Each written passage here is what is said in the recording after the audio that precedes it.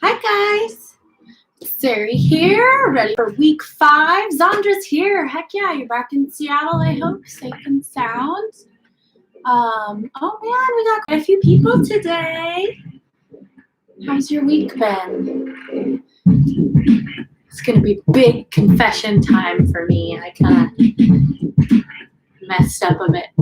Yay! Oh, I think I need to turn my music down.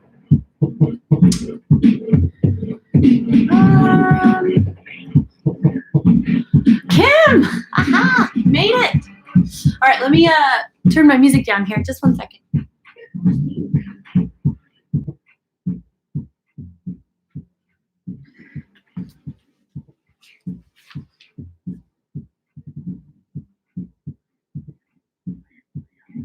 Oh, yeah. I know you had a big loss.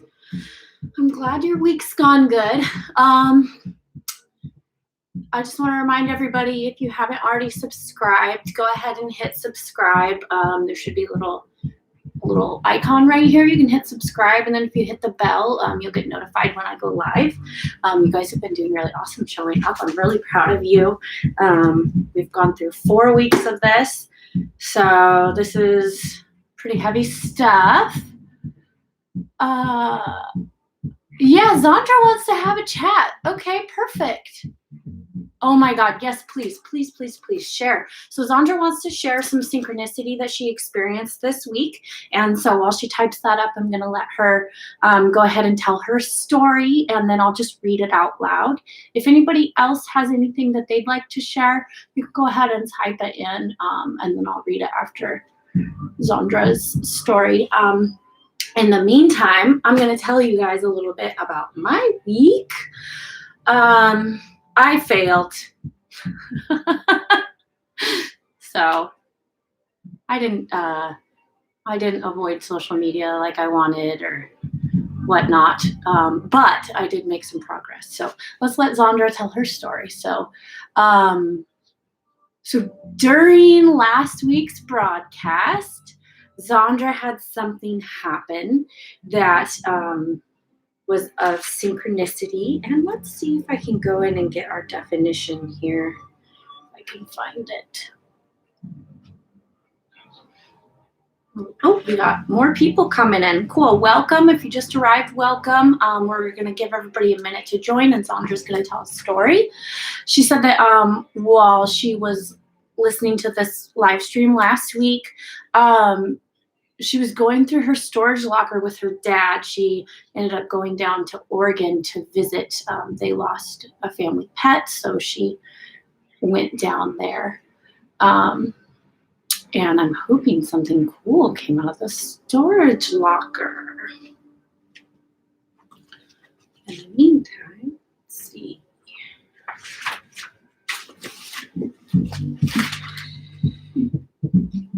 And cool, I'm excited.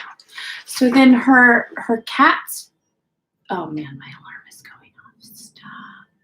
So her cat's favorite toy was a thing that they called a stick bird, a stick with a shoestring and some felt. So it was a stick with a shoestring and like some felt tied to the end, I'm imagining, and like a cat fishing pole. Yeah. Okay, I gotta turn my alarm off. I set an alarm for this broadcast.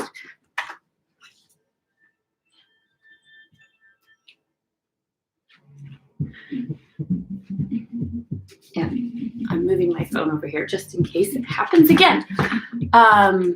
So they found the stick bird, and for his burial, she made a replica of it.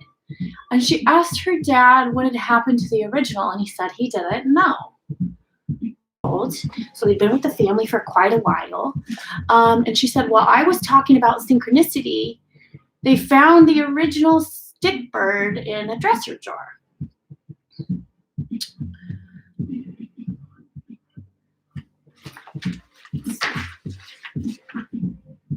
I'm going to see if I can't get that.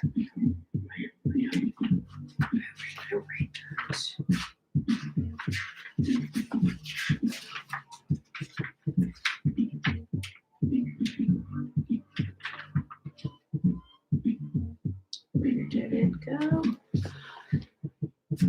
So 62. Oh my gosh, that's really cool. Also, I took a class in middle school that used a lot of the tools this course does. It was in the class I first wished for a black cat. Yeah, and if you're expecting something and you're desiring something and there's nothing there blocking that, like any limiting beliefs blocking that, it's really cool to see how it actually comes into your experience. So she found her original notebook and Artist's Way listed on the front page and an inspiration for a course. That is so cool. So you've already been through this content and this material, and then with everything happening with losing the family pet, and the desire was there to replicate the toy for him, and then you ended up finding the original. So that's really cool. So it can be, you know, things that are have sentimental meaning to us. It can be things that have survival meaning to us. So these synchronicity things, it's not limited to like a subject matter. So Zandra says it's almost like her cat's life was tied in with her artistic journey. Well, of course, yeah. Oh, I love that. That's super cool. So you found that notebook in the storage unit, and then the cat toy in the drawer. That's super cool. Oh, and I bet that was really special too, because then you were able to have the original and a replica. So that's really cool. I'm excited. Thank you for sharing. Does anybody else have any other cool things that happened to them this week or in regards to the material? While you're thinking about that, I'm going to go ahead and I'm going to talk about week 4. We're going to just go over the check-in really quick. As I said, I decided that I was going to give up social media rather than reading. And Zandra says, yeah, definitely a keepsake, and the replica is buried with the kitty. Oh, that's cool. So we got a fresh new one for the afterworld. I love it. That's super special. Very Egyptian and Norse feel vibe to that. Burying them was something that was special. So last week, I did not give up social media, and I did not give up reading because of that, nor did I give up TV, like I said. What ended up happening is I told myself, okay, well, I have this project that I want to work on, and I went through and I was going to do it. And I actually ended up working on this project that I've been avoiding for quite some time. And I made substantial headway with it. I did really good. And then I kind of let it slip. I was like, okay, maybe I can watch a show before I go to bed. I had a long day. And then it kind of snowballed from there. And you can go back. Looks like there's a problem. Stop it, Google.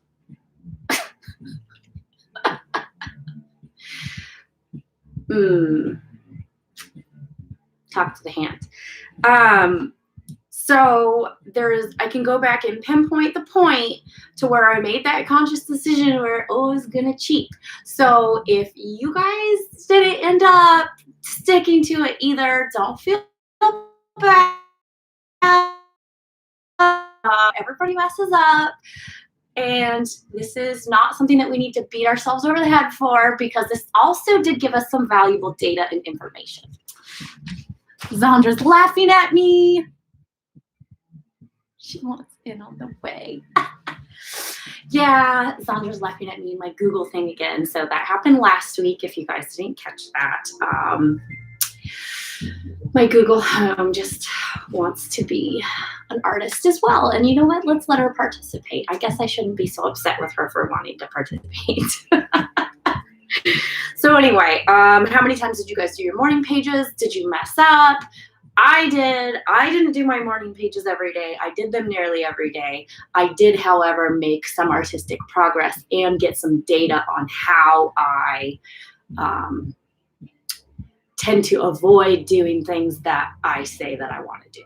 So that's valuable, and we'll just move on.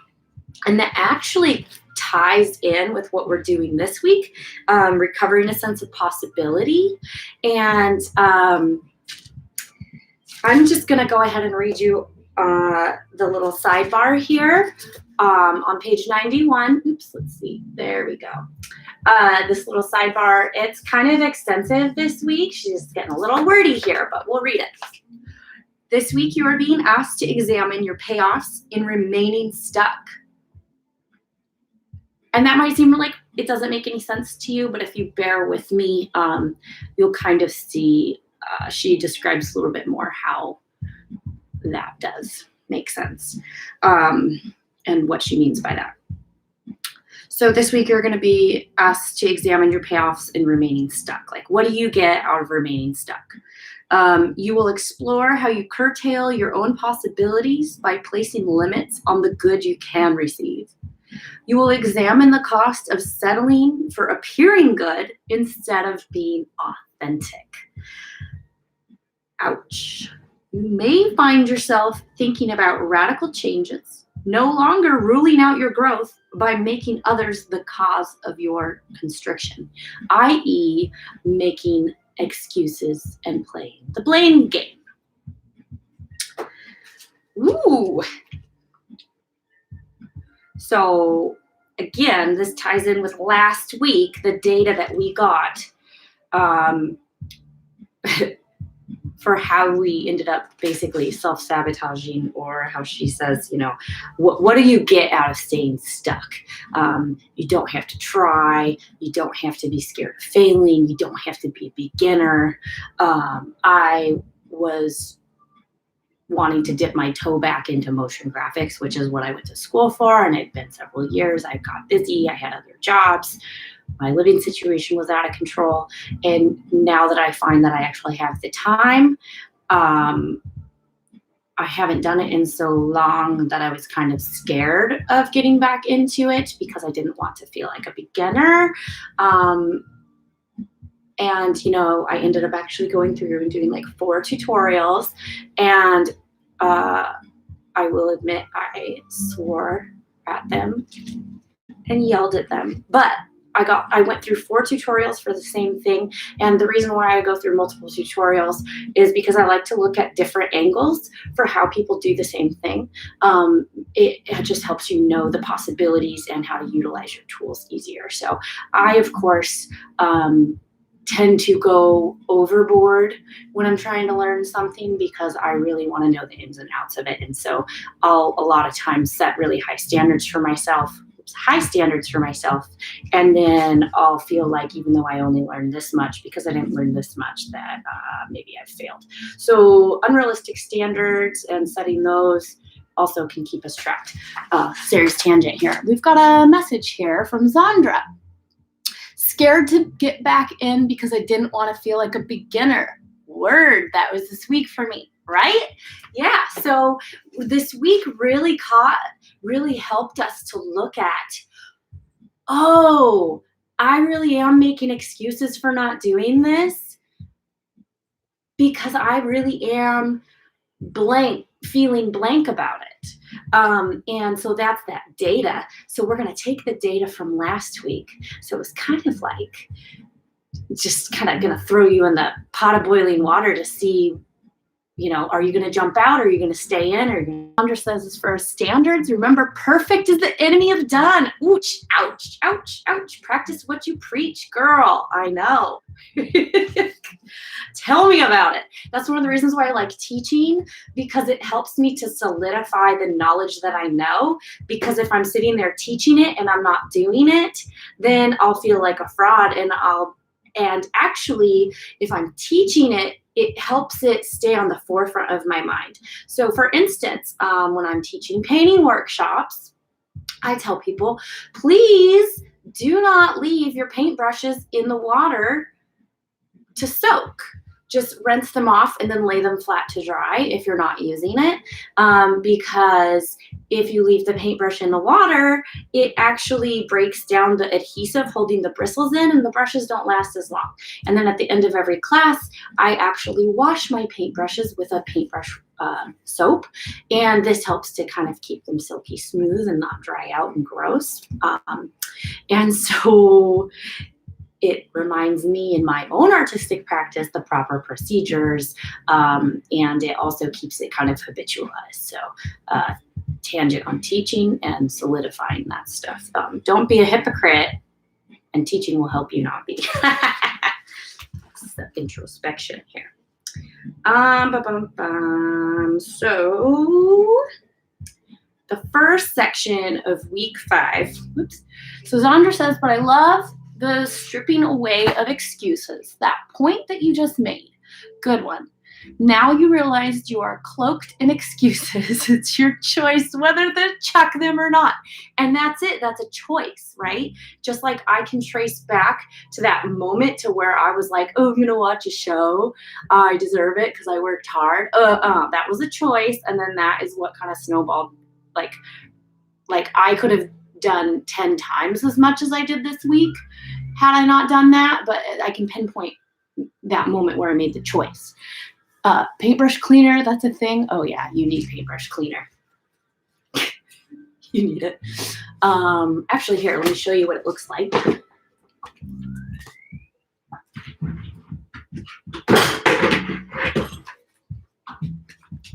Okay, so this is a paintbrush cleaner. You can go to any art store. Just go to the paintbrush section and they'll have it. You can also get it like I used to have one that was like a pink liquid in like a tiny vial bottle. You can get it in liquid form, or you can get it in like solid form, and you just wet the brush and you put it in here. But yeah, it's really important to moisturize your brushes. It helps with paint application. They don't dry out, they last longer. Just do it. You can probably find something on Amazon too. I know everybody loves to hate Amazon. So you just use acrylic, but yeah, your brush can be crunchy. Yeah, I use acrylic too. No excuse, just get it.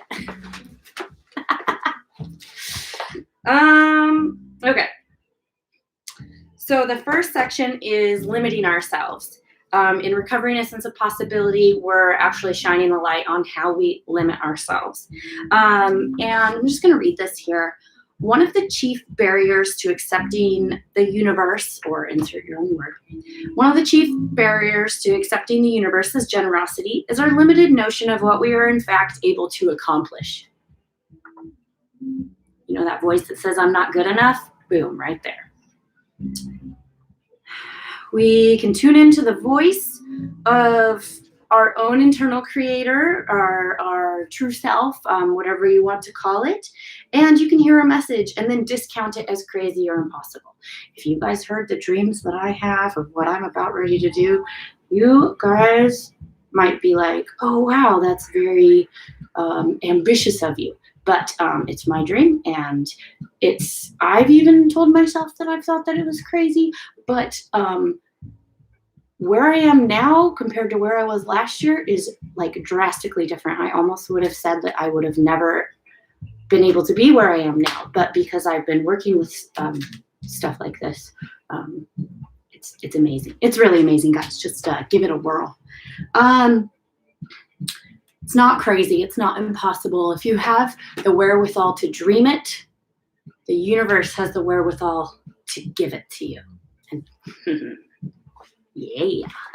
And this is going to help us. So we don't take ourselves or the universe seriously enough. So we find dreams as grandiose, but with the universe's help, it can fall in our grasp. I know this is getting back to that, law of attraction stuff, but trust me, you guys, if you guys knew some of the stuff that's gone on in my life, you would believe it too. So, we are in the spiritual position of having an unlimited bank account. We decide how powerful the universe is for us. We unconsciously set a limit on how much the universe can give us or help us. We are stingy with ourselves, and if we receive a gift beyond our imagining, we often send it back. Now sit here and think about, if somebody compliments you, is that hard for you to receive? It's along the same lines as that. I'm going to read this little quote here by Eileen Caddy. She says, expect your every need to be met. Expect the answer to every problem. Expect abundance on every level, and expect to grow spiritually.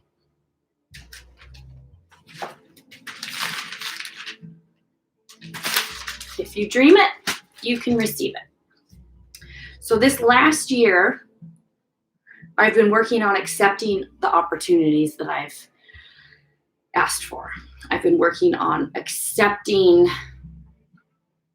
the things that I believed were out of my reach and believing that it was within my grasp as I asked for it.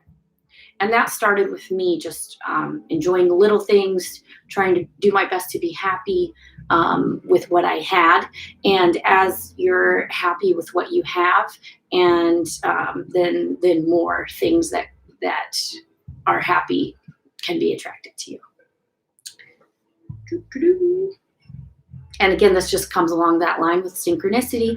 So we had that desire for, what'd you say, the bird stick, I think you called it. You know, you had that desire for the bird stick, you remade one, and then boom, you found the original, and now you have something special in your grasp, and your cat has a brand new one. And that was a really nice emotional thing for you. And so Julia goes on to say, clearing away the wreckage of our negative patterning, clarifying the vision of what it is we want, learning to accept small pieces of that vision from whatever source, and then one day, presto, the vision seems to suddenly be in place. In other words, pray to catch the bus, then run as fast as you can. We are allowed to catch the bus. A lot of us feel like we're not allowed. That's not for me. Somebody else can dream that, and somebody else can have that. But, you know, they're a celebrity for a reason, and I'm not. Or they're a, you know, they own a bunch of real estate and do property management, and that's just not for me. Like I would love to do that, but maybe it's just not in the cards for me. And that's a bunch of crap. Okay. Scarcity thinking is a habitual mindset, and it keeps the abundance away. So a lot of times, like, you know, when good things start happening, we start to get scared because we're like, okay, this can't last long. And then that's when it stops, because that's when you start believing that it can't last that long. By listening to the universe or the creator within, we are led to our right path. We must learn to let the flow manifest itself where it will, not where we will it. And this is where it comes down to, you need to dream your dream and not worry about the how. You hear a lot of stories about how somebody catches a lucky break because their neighbor knew somebody who had a connection in the industry. Now, that's just the universe giving you these opportunities, however you want to view it. That's just coincidence giving you opportunities. If that's how you want to view it, fine. But just trust that that is how these are going to come into fruition. Like, you're going to just meet this person who happens to know somebody. It's just how it works. Kim has a comment. She says, don't just catch the bus, drive the bus. Yeah. So that's where it comes into doing the footwork. Yes, dream your dream. But like me, this last week, I've had this dream of doing a certain thing, and I was never willing to actually take that step. I'd let something get in the way. So don't just catch the bus, drive the bus. Dream the bus, do the bus, be the bus, and let the universe give you the bus. I don't know. So there's another quote. I don't know how to pronounce this. Sophocles. It's like a Greek name or something. S-O-P-H-O-C-L-E-S. Look and you will find it. What is unsought will go undetected.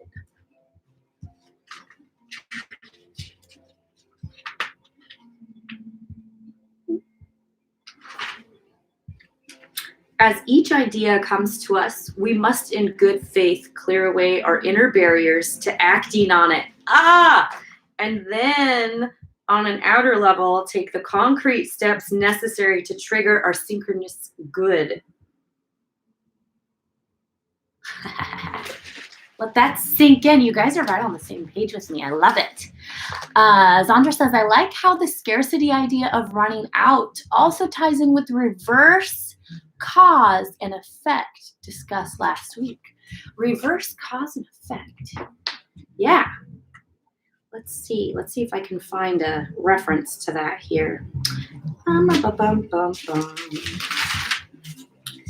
Reverse cause and effect. Let's find some notes.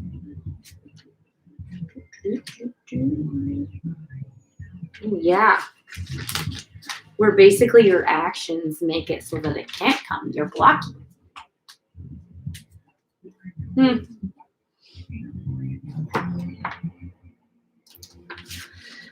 So you guys understand, obviously, how easy it is to limit yourself and how this correlates with all the work that we've been doing so far. So I'm really happy that you guys are continuing through this journey with me. It's really fun to have people on the journey. So thank you. The next part of this chapter is called Finding the River. So first it's limitations. And now it's, okay, now how do we get in that flow and not stop it, right? We have seen how often we think negatively and fearfully, how frightening it has been for us to begin to believe that there might be a right place for us that we could attain by listening to our creative voice and following its guidance. We have begun to hope, and we have feared that hope. Being afraid of your dream. With each day, we become more true to ourselves, more open to the positive. We see that our moods, views, and insights are transitory. We acquire a sense of movement, a current change in our lives. This current river is a flow of grace, moving us to our right livelihood, companions, and destiny.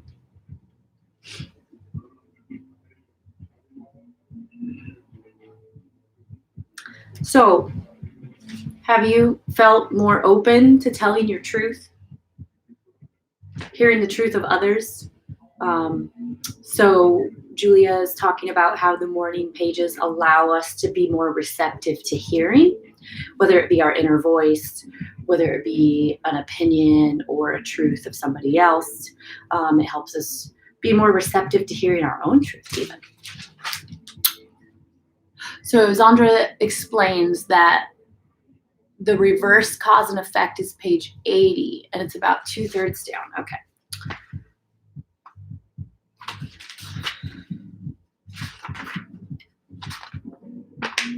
Oh, here we go. So in short, extreme emotions of any kind, the very thing that morning pages are superb for processing, are the usual triggers for avoiding the pages themselves.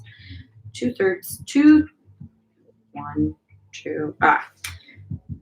The morning pages perform spiritual chiropractic. They realign our values. If we are to the left or the right of our personal truth, the pages will point out the need for course adjustment. Page 8. I don't know if I'm reading the right thing. Oh, here it is. Here we go. We are tempted always to reverse cause and effect. I was too crabby to write them instead of I didn't write them, so I am crabby. Yes, exactly. Sorry, that took me a minute to find it. So reverse cause and effect. I was too crabby to write them is an excuse. Whereas I didn't write them, so I am crabby is more about being honest with ourselves about what actually is happening. Reverse cause and effect. Yeah, I agree. Oh, there's a lot this week. Let's see. 96, where am I here?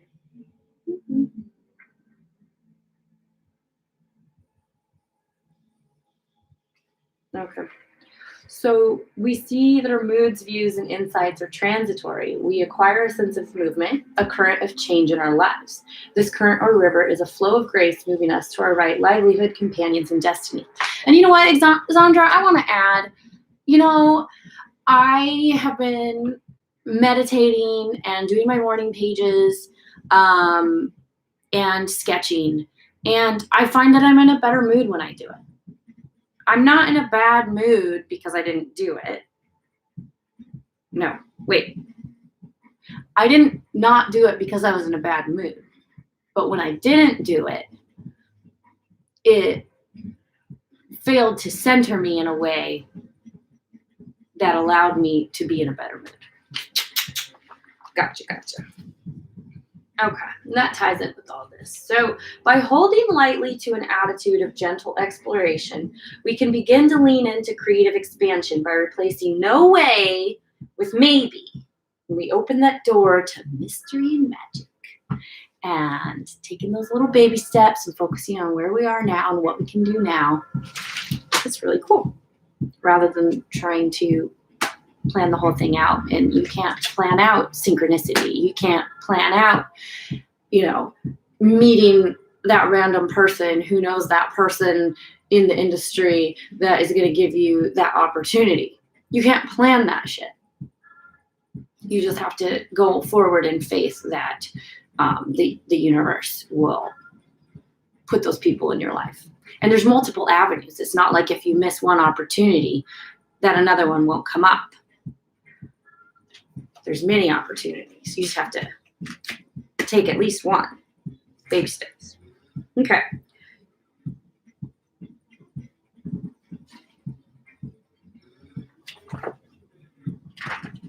So I'm going to read this here. It's by Margaret Young. She says, often people attempt to live their lives backwards. They try to have more things or more money in order to do more of what they want so they will be happier. The way it actually works is the reverse. You must first be who you really are, then do what you need to do in order to have what you want. And this ties in very nicely with what we've been talking about. And I just want to add that, the happier that I get with where I'm at, the more small pleasures that I enjoy and allow myself to enjoy, rather than sitting there and worrying about things that are out of my control, the more larger pleasures and more meaningful connections can come to me. The Margaret quote is hardcore and straight to the soul. And, it just boils down to that whole thing again. Like, if I take the time for myself to spend the time with myself before I go on about my day, I'm in a better mood because I've done what I need for me. Of course, going to do my job is what I need because I need that money. But you also need more of a spiritual balance as well with how you spend your time. So as we work with the morning pages more and we care for ourselves better, our compassion for ourselves expands. We're less harsh with ourselves when we mess up.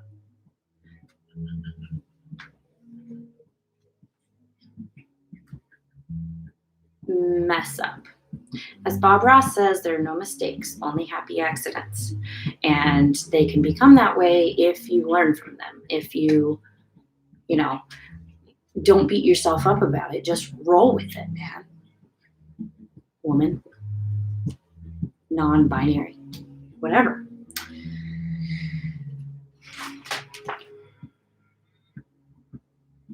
Time and again, so Julia says, time and again, I have seen a recovering creative do the footwork, taking that action, those small steps, of becoming internally clear and focused about dreams and delights. Door. One of the central tasks of creative recovery is learning to accept this generosity. Stop saying I'm not good enough. Stop saying I can't do it. Stop believing those things. You can dream it. You can do it. I feel like I'm going back down to the pep rally. Rah, rah, rah, you guys.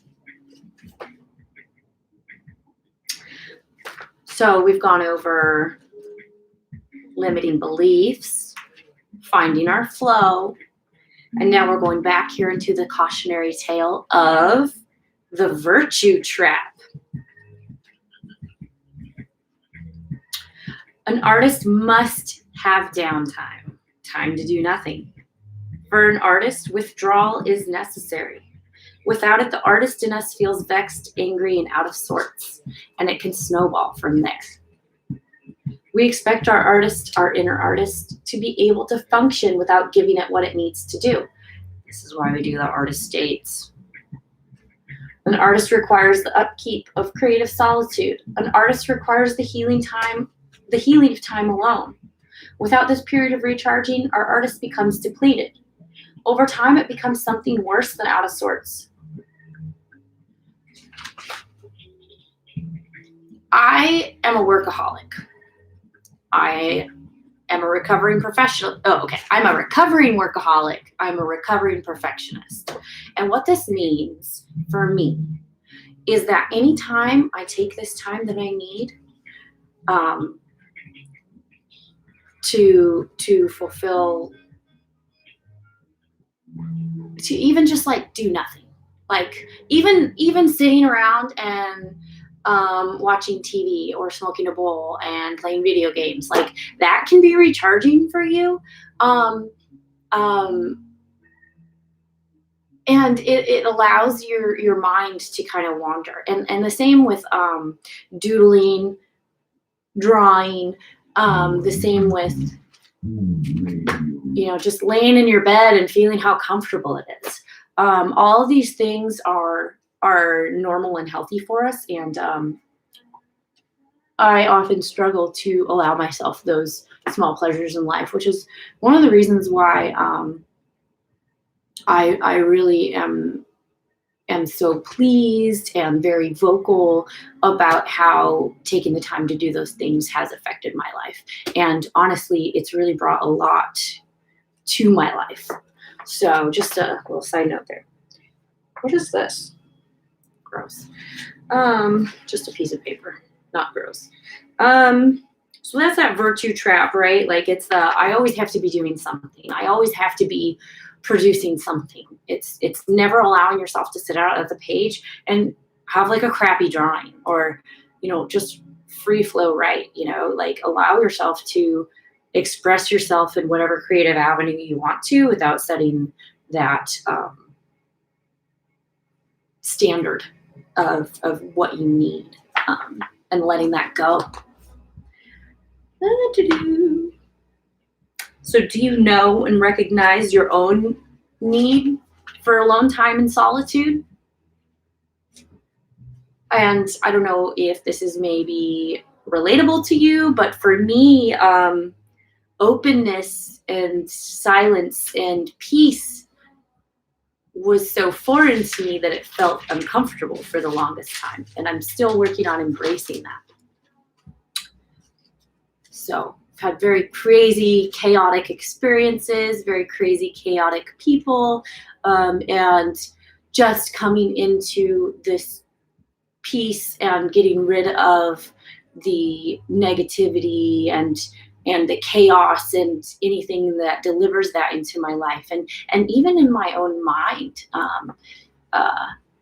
letting that go has felt a little uncomfortable, almost like, well, I need to be worried about this thing. I need to be constantly chewing on this to try and find a solution. And it's really quite unhealthy and very stressful. So do you recognize that need in yourself? Do you recognize, that is important? And if you recognize it, are you able to allow it? If not, never fear. What we're doing right now will be of help.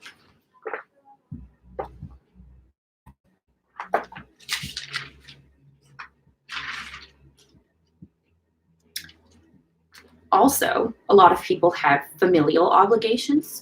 Some people have children, some people have spouses, people in their lives that desire things from them. And when we're not able to take that time for ourselves to recharge and really slow down and reconnect with ourselves and maybe just do nothing, it wears on our relationships with other people, and it can cause tension there. So really taking this time for yourself is helpful to other people, even if, you know, maybe we've taught them to expect certain things from us. It's really important to have healthy boundaries and regarding all that. You can't give to others what you don't give to yourself. You can't pour from an empty cup. It's just not possible.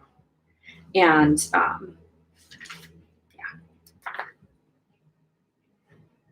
there are powerful payoffs to be found in staying stuck and deferring nurturing to your sense of stuff. Oh my God. There are powerful payoffs to be found in staying stuck and deferring nurturing your sense of self.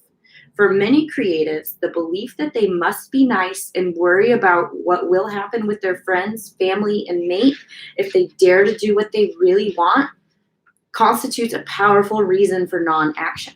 So a lot of us will put that in front of ourselves as reason for why we don't take action.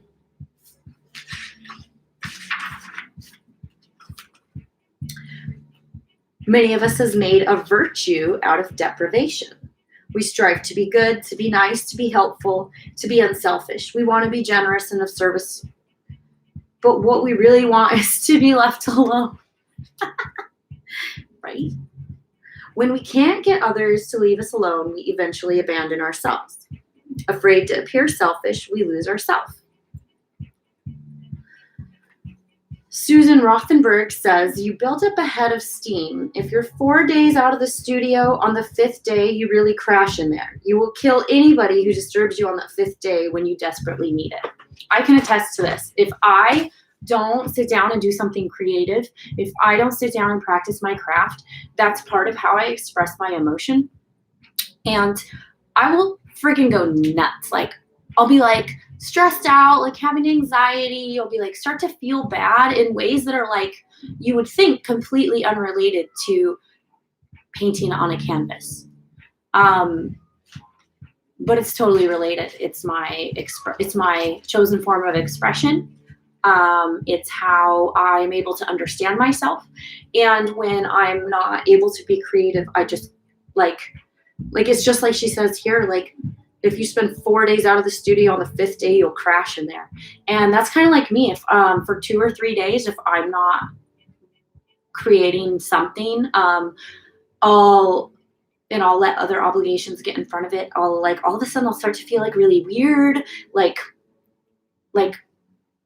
I don't even know how to describe it. And I didn't actually pre-job what I was going to say about this, but hopefully that makes sense to you. I'm just going to move on.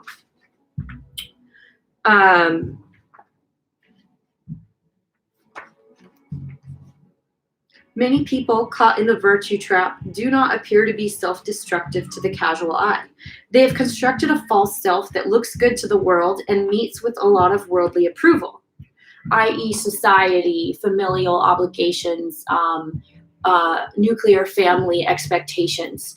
What other people expect of you is what you tend to see as a requirement, rather than realizing that you're a sovereign entity and it's okay to be different. And everybody says it's okay to be different, but in reality, we are all taught, march that line, walk it, color in the lines, do the prescribed societal thing. And in reality, that's just, especially in America, it's so unhealthy. Tangent. Virtuous to a fault, these trapped creatives have destroyed the true self, the self that didn't meet with them with much approval as a child, the self who heard repeatedly, don't be selfish.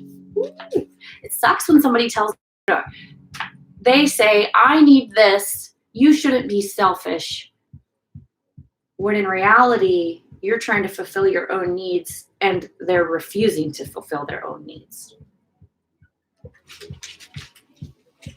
You're responsible for your own emotions. They're responsible for theirs. If they can't handle it, that's not you being selfish. That's them being selfish. Don't tell them that because they probably won't see it. And we don't need to be pointing fingers. So are you destructive to your true self so that you fit into the right way to act, the right way to be? Do you have needs that you're unable to voice? Something to think about. Okay, so that's it for this chapter. What we have here on page 100 is we have a bunch of like questions that are gonna help prompt you to answer that question. So what are my needs? What would I do if it weren't too selfish? And are you self-destructive in a way to where you're meeting other people's needs and ignoring your own? That is self-destructive. So we have a few, like I said, there's some information here, or there's some questionnaires here to kind of ask you about your interests. It asks you about like the biggest lack in my life, the greatest joy in my life. What is your biggest time commitment? As I play more, I feel guilty that I am. I worry that if my dreams come true, my family will. So like all of this is going to be very introspective for you guys. It's already been introspective. We're just building on it and continuing with it. I think that if you started with these questionnaires at the beginning rather than now 5 weeks in, that your answers would probably be a little less in depth.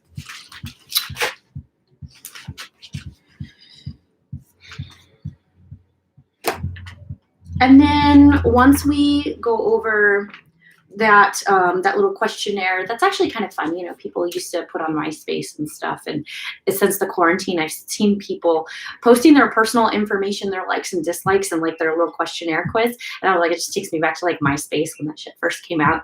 Just like, I want to do HTML, and that was my first HTML, MySpace. Tasks this week are obviously along the same lines. You're going to dig into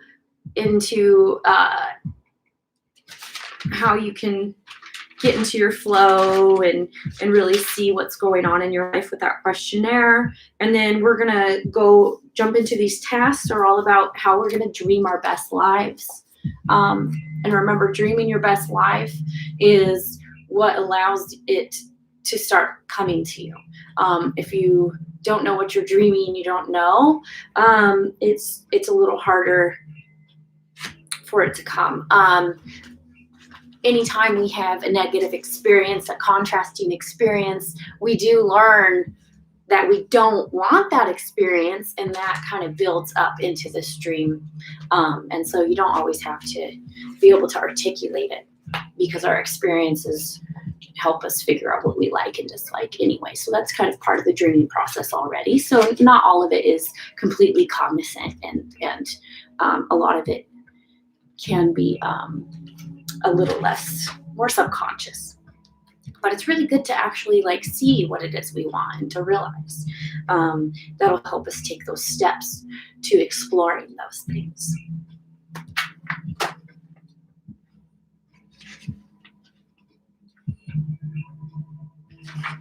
It's asking you to live like, what are 5 imaginary lives? What is your favorite creative block? Is it TV, reading, friends, work? For me, I really like going out dancing, chatting with friends. I really like, my biggest creative block is like, I'll sit there and I'll get stoned and then I'll just look on social media. And it's just like, okay, there goes 3 hours stuff done before I indulge in those things that allow me to stay creatively blocked. You can still indulge in the things that keep you blocked. Just make sure that you've taken your steps prior to indulging. All right, you guys, that's what I have for you today. Again, thank you so much for joining me. Thank you for all of your interaction. Please don't forget to hit subscribe, hit that bell, share the video with somebody that you think might be interested. This is something that it's very personal for a lot of people. This is a very intimate conversation that we're having. And so I think it's important for people to feel a little more comfortable and open with subjects like this. And I think that that's why I'm taking this step, is because I think it's important for people to be more open, because when you're open about your vulnerabilities and your insecurities, people realize they're not really so much alone. Okay, Sandra says, that's hilarious. Favorite creative block, because it's sad but so real. It's like a pet bad habit. I mean, you know, and you can have stuff that serves no function other than just pure joy, just whatever, turning it off. But yeah. You love my throne. This is my bed. I have, well, let's see. Oh, you can't see it. I have like pine cones draped down, hanging. And yeah, I made like a magical little corner. My artist date, Kim says, my artist date last Sunday was a virtual paint and sip. Every time the conch shell sounded, we had to sip. Oh my God, like a drinking game. The 1 hour class lasted 3 hours. It was crazy fun. That's super fun. I'm glad. So it was it like a Zoom meeting kind of thing where somebody was hosting it, or was it just a bunch of friends that you guys did? Because that sounds really cool. Maybe I should host something like that if anybody's interested. I think that would be kind of fun. It's like those, so on Pinterest, you'd find this, you can play like drinking games, right? Like, okay, so let's say you're watching The Big Bang Theory, and every time Sheldon says something really selfish, you take a drink. They have stuff like that for workouts. So it's like you can be like watching a TV show, and anytime Sheldon says something super selfish, you do 20 jumping jacks or 5 push-ups or something like that. That's what that reminds me of, Kim. Facebook Live. B&B in Key West. Yeah, that would be really fun. I think maybe when this is over, when we're through this book, we're almost, look at this. We've read half this book so far, even though we're on week 5 and it's a 12-week course. When this is over, I'm definitely going to be doing that. I've been wanting to do that kind of thing. My problem is a lot of people that want to do stuff like that don't necessarily have their supplies. So I kind of want to kick that idea around in my head to see how we can remedy that. Sandra says, I don't know if I've done a full-on artist date yet. Uh-oh. Well, you got to get on that. It could be as easy as just taking a walk and stopping and looking at all the flowers. I would go and revisit that. It's going to be really fun. Really important to do. I need to be mindful of that myself. So let's all, I know you are, let's all decide to do at least one artist date this week. If we haven't been doing that, I don't know that I did an artist date this week either, unless you count the 4 tutorials that I watched and swearing at my TV while I figured out some cool shit to make, which, by the way, it's turned out really cool. I just have to finish the project this week. Yeah. This could be your artist date, Kim says. You know, that's true, because we're coming together, we're sharing, and we're just being open and honest with each other, and we're learning about ourselves and being introspective. So, yeah. Very cool. All right, you guys, if anybody has any questions, I'll give you guys a few minutes. Don't forget to wash your paintbrushes. Oh, Jeremy says 4 tutorials is my idea of an artist date. Okay, because I wasn't sure. I was like, is this an artist date or not? You guys too, have a wonderful creative week. Learn something new, explore something fun.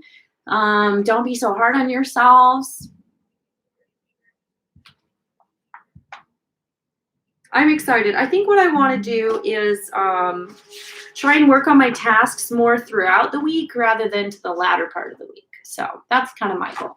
All right, kids, wonderful to see you. Thank you so much.